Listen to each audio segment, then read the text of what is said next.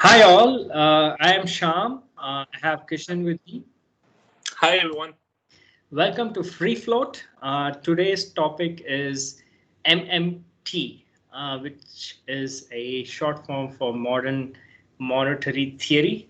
And Kishan is going to be explaining that quite in depth. But I'd like to sort of, start this conversation with a bit of history, right?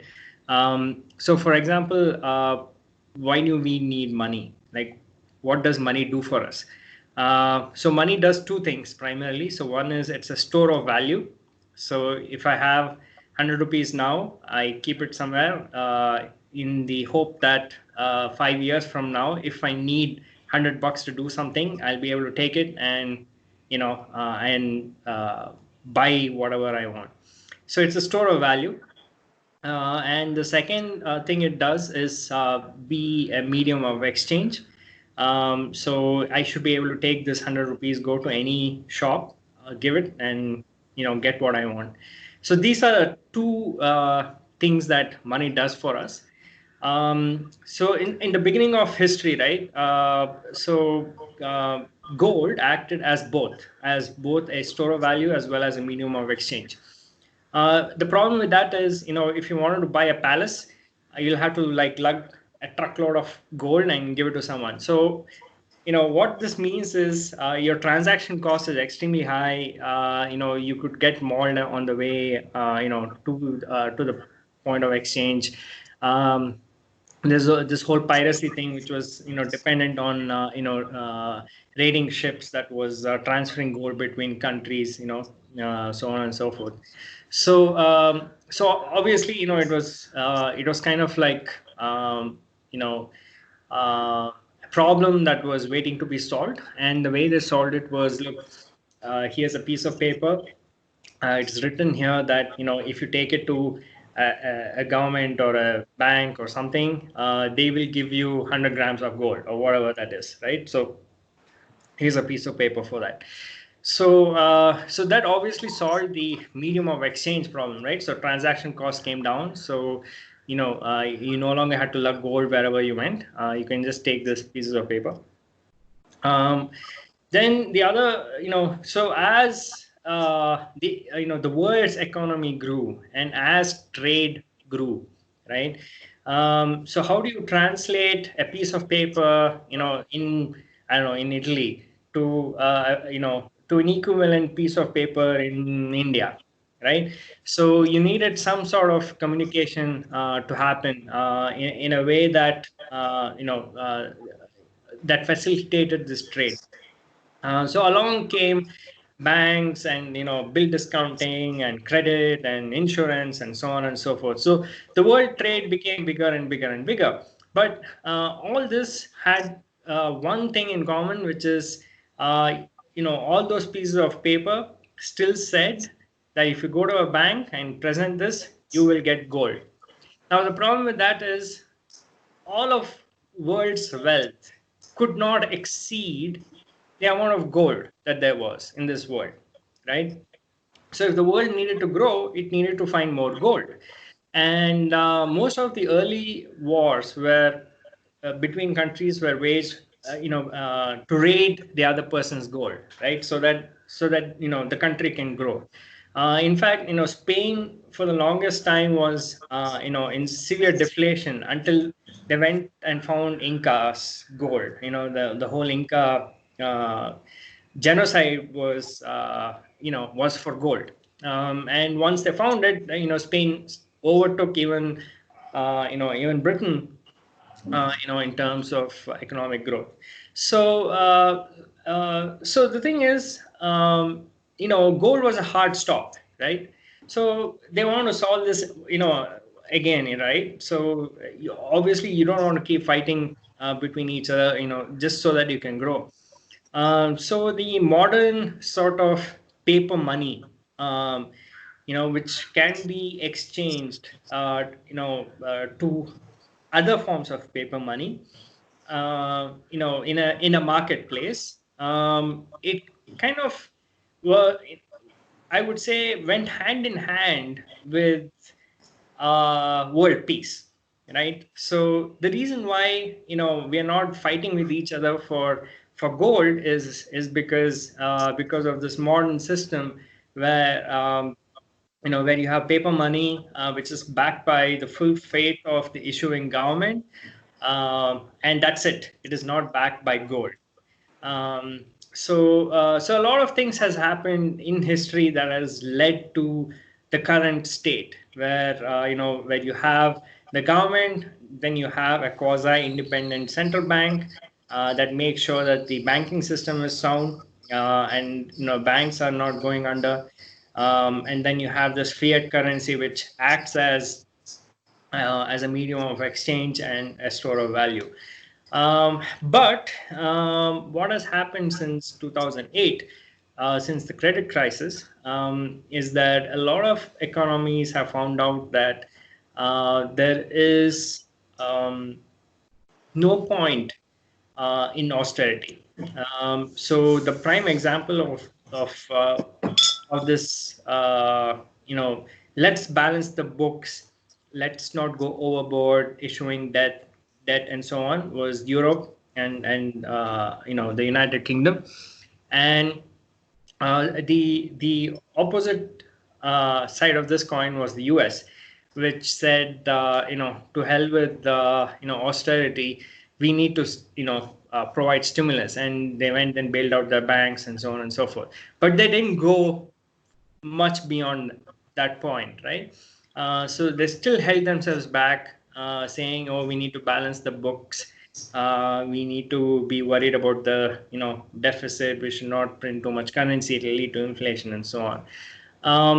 But because of this coronavirus pandemic, there has been a rethink about what money is, how much debt uh, can be issued, I guess, how much money can be printed, and that's what modern monetary theory is all about. It's theory because nobody really knows. There's no empirical proof, which so it's a theory. So I think at this point, I should let Kishan kind of take this away. Yeah. So Sham, we live in, perhaps, like if the last century, the first half of the century was, dominated by wars and, the World War One and World War Two. I think this century, at least, the first half, monetary policy is something that, if you're not in financial or like, in the, in like the economist, world, you would not think about monetary policy too much, but the fact is, if you know who like AOC is, like like like Alexandria Ocasio Cortez. So when she mentioned MMT, you know that bought it from it's a thing that a few people know to to the mainstream, and she brought a point that about we should have free college, we should have like healthcare for all, we should do all of these things, and then the question came, so how do you pay for it? And you would pay for it, and she said simply that we'll simply print money, or we'll do it by deficit spending. Uh, there's this tendency, to look at the government as like a household, which has to balance its books, um, which does not make sense. Like for example, because a government is not a household. It has the power to. I mean, because it's a sovereign, a sovereign has the ability to print its own currency, and because it has the ability to print its own currency, it can technically never run out of money. There's no bar for it to for it to like hold on, for it to prevent it from. The only restriction is its exchange value. Its exchange value is determined by, say, on a long run, by the differential in like inflation. So if you print too much, then and if you have inflation, then your currency will lose its value, because that's how the system works. Um, and if you tell, and most people say that unlimited money printing would lead to inflation, but we have seen in the case of Japan, where you've had um, um, very expanded monetary policy, for a very long duration of time, whether it's quantitative easing or monomonetary, for about 20 years, and the evidence really suggests that this in developed countries does not lead to inflation. It actually leads to deflation. You know, it's a paradox, because most people would would be like most people would think, why, why, I mean, that doesn't make sense. And a rational explanation for this is, uh, money has uh, money has uh, money has um, when you print more money, it loses. It there's diminishing returns, right? So if you have monetary policy for too long, and if it's not working, you have to keep printing more money for it to make that effect. But right now, you've reached a stage, especially in like developed countries, where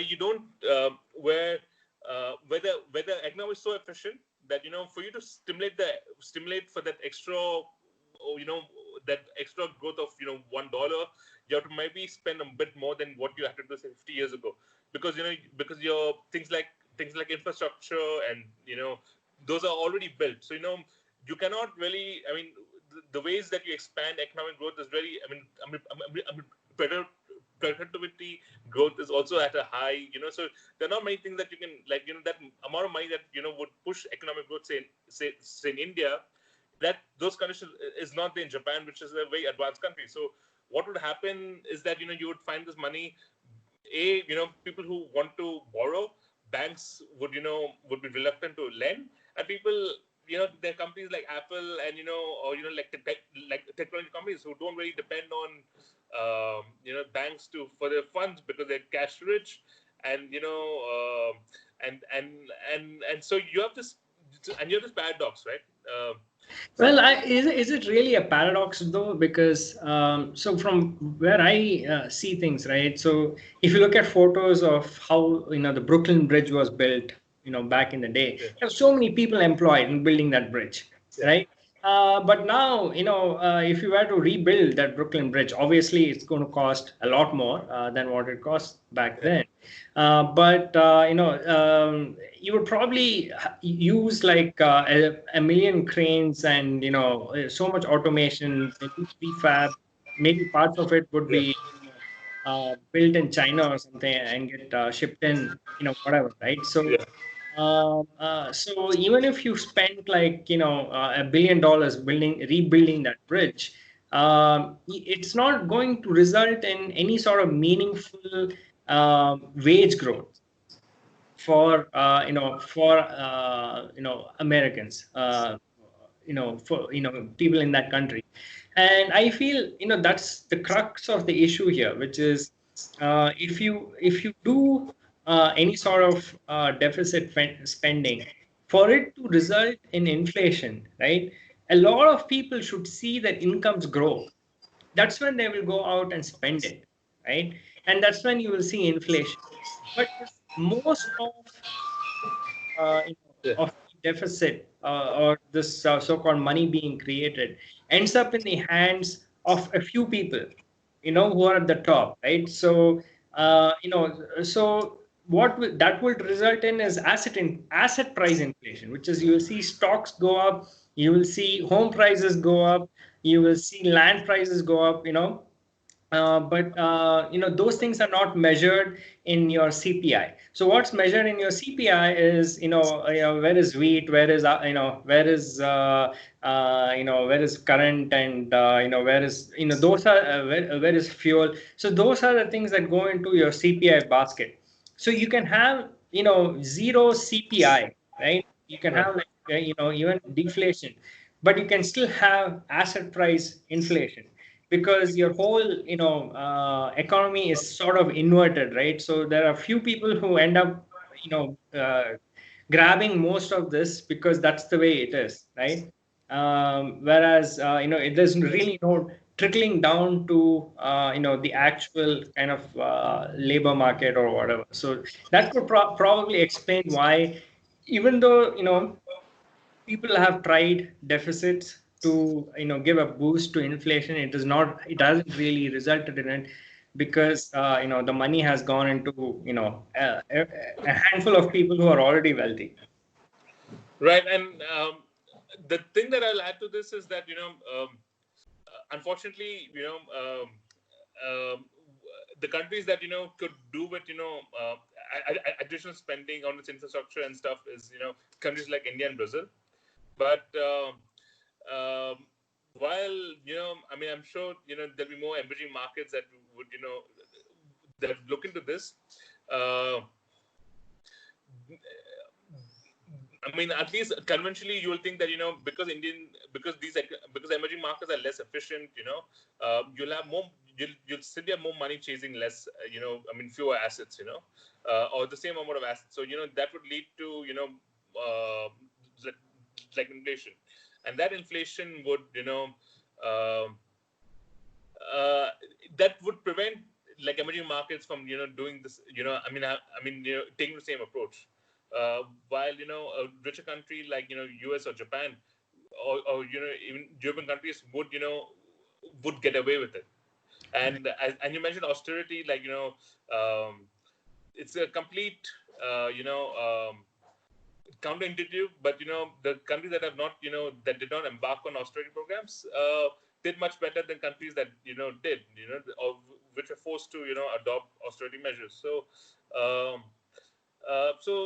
that's what it is. I mean, that's how the situation today is, that because of the corona crisis, because governments have been forced to pay people to stay home, and and at the same time government revenue has come down. Modern monetary policy from this thing that became very you know um, which was in the sidelines and which came into the mainstream, that has become that has come to the forefront, because and now that's come to the forefront, I don't think it's going away that easy, because today you have realized, oh, you can do this, let us do this more often, or let us we can probably take this and do more things with it. So so this is how the world is likely to be, in the future, or in the present to the future, to the near future.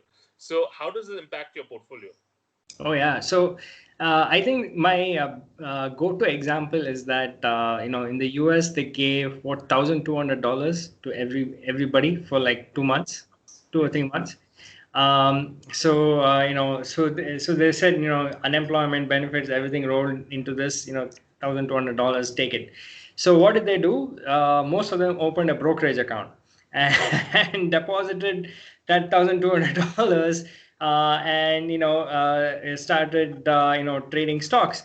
So it's kind of like kind of like a bizarre thing, in that the prime beneficiary of this has been the high frequency trading firms, market making firms like Citadel, who are buying this order flow from these thousands of retail traders, and front running them or whatever, however they make money. So once again, the bulk of the benefit from this has accrued again to hedge funds and like a select few people, right? So while the intention behind that was probably good, that you don't want people to starve because they couldn't get to work because of the virus. But ultimately, like, who benefited from this is, once again, it has like somewhat of an accretive, um, sort of a thing going on, where no matter what you do, the same set of people kind of get benefited out of this.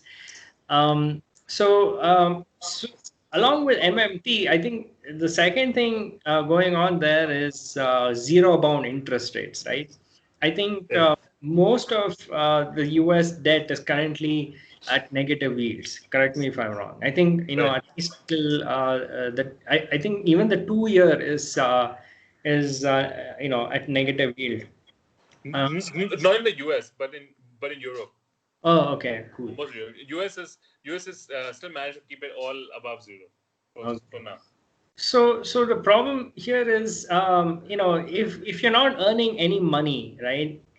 Keeping money in the bank. I think one of my classmates is actually in Switzerland, and he said he got a message from his bank saying that if he continued to keep his money in the savings account, he will have to pay the bank, right? So it's kind of like it's a negative interest rates right down to Yeah. the saver, Yeah, right? but it's not. But most people think of this as unique. You know, but it's not. If I, say, if I was a drug dealer, right, and if I had a lot of money of cash of stack of cash with me, and I cannot go put it in the bank because I'll be asked questions, so I'll have to put it in some go down. And for me, the cost of keeping the money in a go down is that there'll be some privileged people will go take money whenever they need to go buy some cigarettes or something, or rats will come and eat it. So it's not unique. It's not like it's not. I mean, people think of it. Oh my God, it's a unique situation, but the idea is that this is not a unique. I mean, this happens in the world that it's not a unique situation. I mean, it is unique, but it's not unusual. Right. I'm sure, if you think hard enough, you might find instances in the past where, keeping your money cost you some dough. But I found it weird that, because saving is something, that you're expected to do, right? Like it's supposed to be good practice. Yeah. But in this bizarro world, savers are actually, being penalized, Yeah. saying, if you save, then you're doing something wrong. Go out and spend it, right? Yes. Yeah.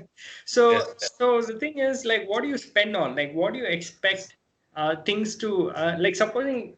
For example, for me, one thing that this pandemic has exposed is that I don't need most of the stuff I used to buy previously. I mean, I need not have bought it in the first place. Like I find overcapacity in pretty much everything that I have, from clothes to my car to whatever, right? Yeah. Uh, so my expenses have drastically gone down, since Feb. But so what am I supposed to do? So if I'm getting penalized for saving, and if I'm if I say that, okay, I don't want anything for the next 5 years, I just need my money to retain its value. The only thing I can do is buy assets with it, right? Right. And and if I'm getting zero as my risk-free rate, then anything above zero looks attractive. So Exactly. So it would push demand for assets and stocks much higher because there will be always be pension funds and stuff that will that will want especially if your time horizon is a few few months to a few years, you still go into debt. But if your like horizon is much longer, you look to assets. So for example, if I'm earning, if say the Infosys stock, has a 2% dividend yield, and I can foresee that Infosys in the next 10 years will be still around, it will grow maybe at 1 or 2%, eventually, but it will still be generating enough cash for it to for us to um, I mean, for it to make sense for us. So I would rather put my money in a stock like Infosys, earn 2% dividend yield, rather than put it in a bank where I get zero, because at the end of the day, at least I can, even if I don't get any appreciation, I get that 2% yield that that for me makes more sense. So I think this is the biggest thing that that the Warren Buffett said, that stocks, you cannot look at stock, oh my god, it's 67 PE, it's too expensive, thinking what happened 10 years ago, this might have been expensive, but today in this low interest regime, stock like Nestle globally if it gives you 2% yield, and I can see 20 years from now, Nestle is still around, I'll still go invest in Nestle. Right. Just a second. Shram, I have to let my dog out.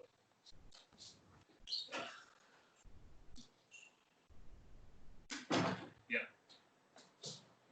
Yeah. Right. So yeah, I mean, I guess it makes sense because um, uh, like demand for pretty much every asset. You spoke about dividend yield, but gold doesn't yield anything. So that those prices have been on a tear, and Yeah. the So gold makes Bitcoin. sense because And, so gold has this enduring value, which has endured over thousands of years, right? And today, most people, or most smart, I'm not smart, but there's a lot of people in finance and in the world who believe that this money printing and this will have a lot of consequences in the future. And so gold has become kind of a hedge, on that. right. And apart from the usual thing where gold is a safety asset, like because US China trade wars and this pandemic, you don't I mean there's a lot of things in the world right now which are risky, right? But the but a lot of people who are interested in gold because uh, all this money printing and stuff they believe will have adverse consequences, and the thing is that gold will become like will be the asset that people want to hold on because it won't lose its value, unlike fiat currency. So yeah. Right. So, it's kind of weird because at least in India, it really depends on which spectrum of this. This whole thing is going to end in disaster versus there's going to be like moderate inflation, but we're going to be mostly fine versus full on everything is going to be great. So just buy stocks, right? So you have this broad spectrum of people, Yeah. and the reason why you would buy stocks should be that you're optimistic about the future. Yeah. If you're pessimistic about the future, then why would you buy an asset which is, which will probably take like 10, 15 years for it to kind of play out and, for it to kind of make sense. So, so those are one set of people.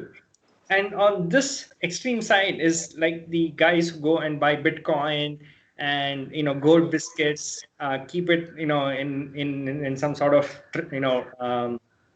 bank locker, What? Yeah. what, yeah.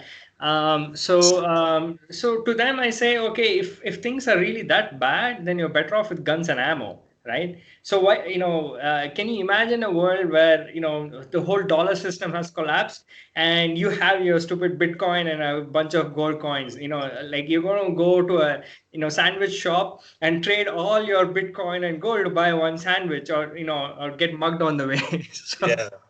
I mean, the only thing I have to say this that the world usually does not end. yeah. So, and the second aspect of this is, the guys in the middle, like people like me, right? So I'm like, look, I don't think it's going to be that great because honestly, we just don't know, right? Yeah. We just don't know how this whole thing is going to play out. Different countries are going to come out of this at different speeds. And, and economics and money doesn't exist in in a vacuum. A lot of it depends on the political environment around which those things evolve. And in the US, it's like a big question mark. The whole, I mean, the news flow out of US has been a complete disaster, right? So so you have that going on, but I feel that eventually they'll do the right thing and they'll come out of this. So that's where I went and bought a fair amount of this sovereign gold bonds, right?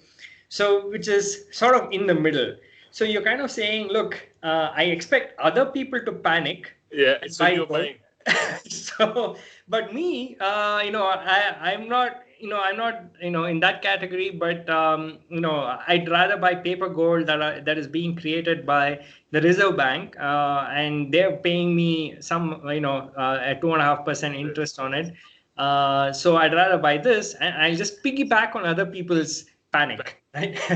So my point is that there are different ways in which you can play, these different scenarios, and it really depends on how pessimistic or optimistic you are. And I'm kind of like Like a somewhere middle. between completely, oh, this world is gone, versus being completely FOMO. But there are a lot of people who are full FOMO, right? Right. They are like, the only thing that is going to make sense are like tech companies who are on the forefront of innovation, stuff that you can't do without. And they're, and and I think this mind printing will expand technology progress, because at the end of the day, all this money has to go to some productive source, right? And infrastructure and stuff, because in most developed countries is already built, you will have more disruption happening, because the thing that people you needed most was money, and so you will have money going to all the money going to a fewer sources where productivity matters. right, right. So I don't know. At this point, we should just leave Say this with a yes. big question mark and say that we are at sort of like on the cusp of something important. We just don't Well, know no, what will happen? what will happen. Right. So all right, guys. Thank you for Yeah. putting up with us Thank on you. this episode of Free Float. We'll catch you again next Next Sunday. next time.